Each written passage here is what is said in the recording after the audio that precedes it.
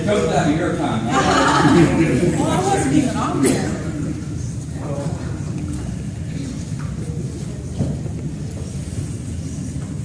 I hate microphones.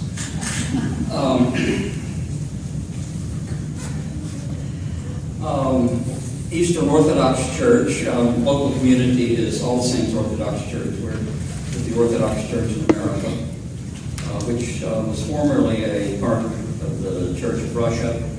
We were given independence by Moscow some 40 years ago. They still have a number of parishes directly under Moscow in this country. People ask, are you Greek Orthodox or Russian Orthodox? Yes.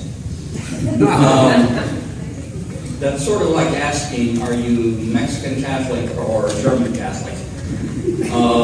It's all the same church. It's all the Orthodox Church.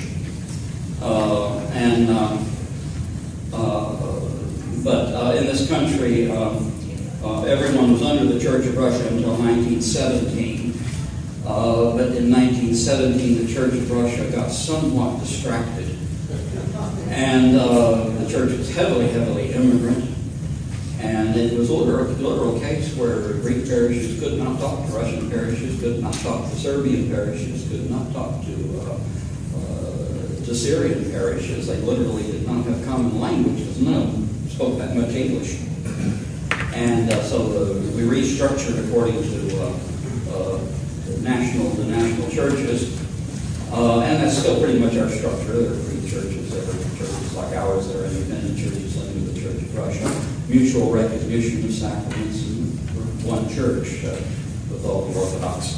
But and there's an umbrella organization which handles things like military chaplaincies and the Assembly of Orthodox Bishops, which handle military chaplaincies and college chaplaincies and that sort of thing. Orthodoxy in general is, I found people tend to think of their Christianity in terms of Protestant and Catholic and maybe divide Protestant into evangelicals and so on. We tend to view all of those as pretty much variations on the same theme, the Western Church. There's a whole different history in our old places of origin, Eastern Europe, Russia, the Balkans, Middle East. And it's a whole different history, and it's a whole great variation in theology and in outlook. Talking earlier with communications professor here, it's very often you can be separated by the same language. I was noticing we would have a very difficult time with Wesley's various definitions of grace. And I'm not going to go into that because I don't have time. So you can come out some Sunday and I'll be glad to discuss it with you after liturgy. But one of our theologians, a contemporary theologian, Bishop Kallistos of Dioclea, has said in talking about Western Christianity and Eastern Christianity, it's not a matter that we have different answers to the questions. It's not that the answers are different, the questions aren't the same. We tend to have a very different approach to matters of theology and so on. We have a very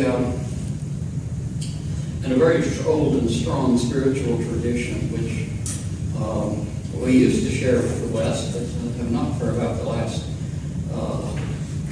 1,200 years or so. We have held more to the doctrines of the earliest church, and particularly within spiritual matters. What is fundamental in Orthodoxy is that spiritual tradition.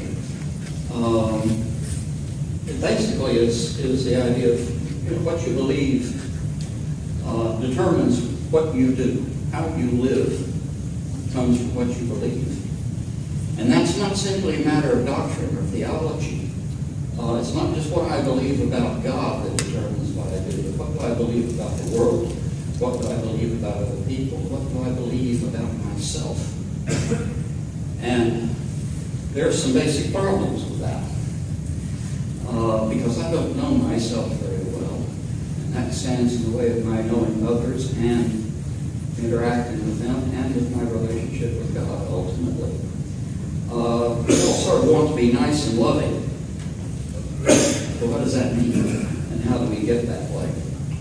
We have a strong spiritual tradition. In some sense, the doctrine per se, the theology is preserved by the bishops, but there is also a tradition of eldership in the church,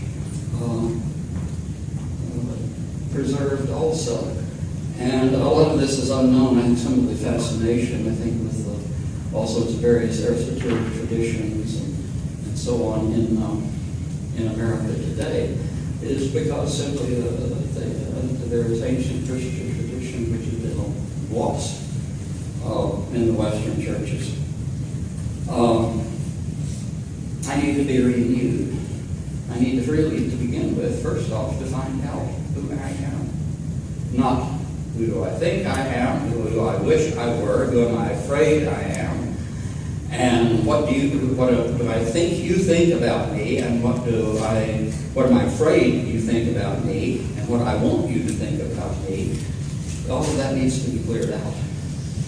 And we do that first off with that relationship with God in the first place, spiritual relationship. All of the other stuff comes from that. We have an emphasis, therefore, on worship and on prayer and on meditation. Worship especially is extremely important, and the sacraments. We usually tend to use the word mysteries rather than sacraments. And we think that we all share one thing, which is we do all have a defective idea of who we are. And we can only really find out what human being is by seeking that relationship with God. I had a skeptical friend in college who always said he didn't accept Christianity except for one doctrine. He could definitely accept the doctrine of original sin. If you look at the human race, we're a messed up bunch. And that he could accept. It is because we lose contact with God. Somebody asked an old Russian priest about the communist revolution there and what led to all of the atrocities and so on, the imprisonments, the mass murders, and so forth. And his response was very simple: we lost God. And that happened to the universal human race. It ultimately is a matter of something we place great emphasis on is first to establish that relationship with God, which we broadly define as worship. But worship is a very broad term with us. It's another one of those words that separates us to a greater.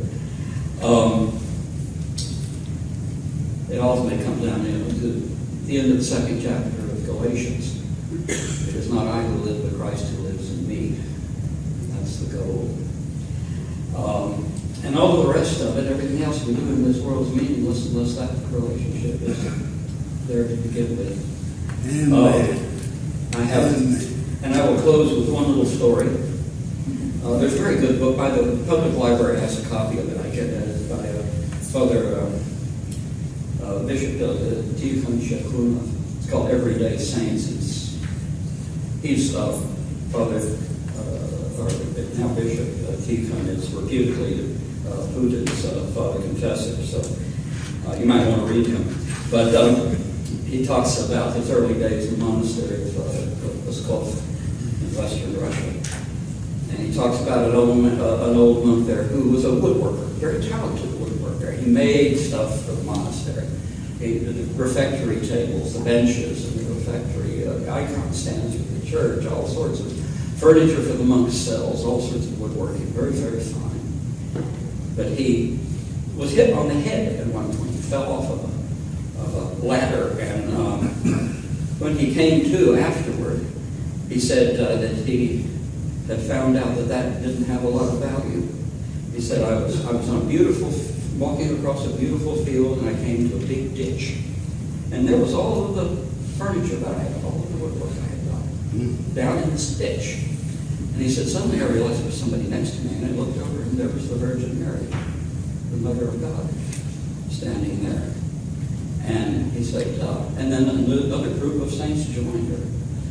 And she looked at him rather accusingly. He said, what's the matter?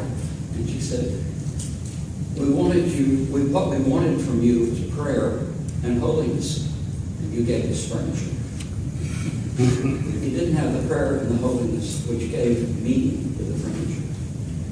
And he redirected his life on that. And that's what we're all called to do. What is first? Seek first the kingdom of God and his righteousness. And everything else will be handed to you. And Bill has got this threatening look.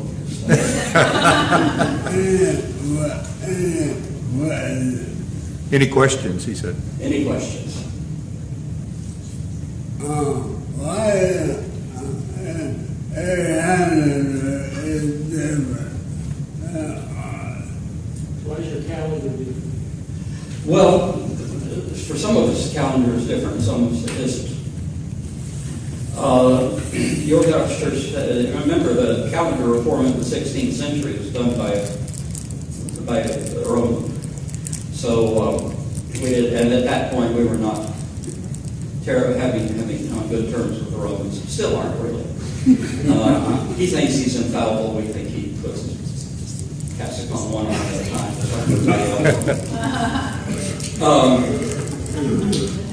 So if you remember, it was also the same thing in America and in Britain. Didn't switch to calendars until the 1700s. We didn't switch to the new calendar until the 20th century, and only some of us did. The Church of Russia, for example, the Church of Jerusalem, most of the Balkans, the Serbs and the Bulgarians stay on the old calendar. We both celebrate Christmas, for example, on December 25th. But for them, December 25th falls, say, 13 days later than it does for us. We're having January 7th, they're having December 25th. It's just simply that they have not changed. And also, well, in Russia, for example, there's various cultural reasons why they haven't changed since the new calendar got associated very much with the communists. And that is a part of their history which they are having their own difficulties coming to terms with. In fact, this coming Sunday, we celebrate a new feast of the church, or a new commemoration of the new martyrs and confessors of Russia under the Bolshevik yoke.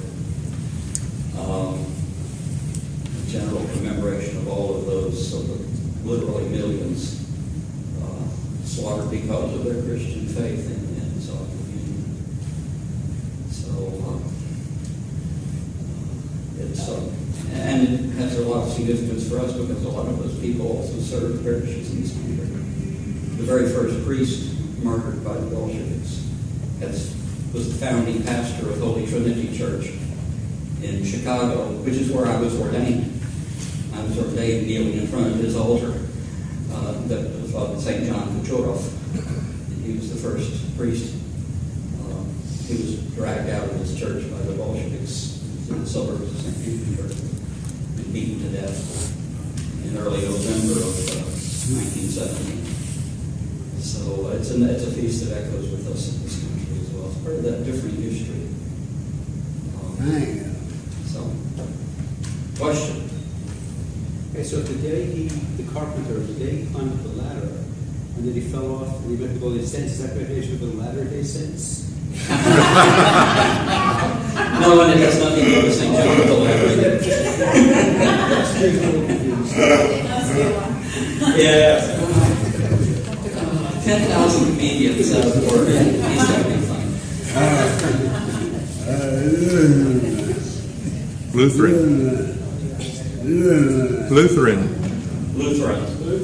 The Lutheran. And I'm sorry, I have to leave. I've got a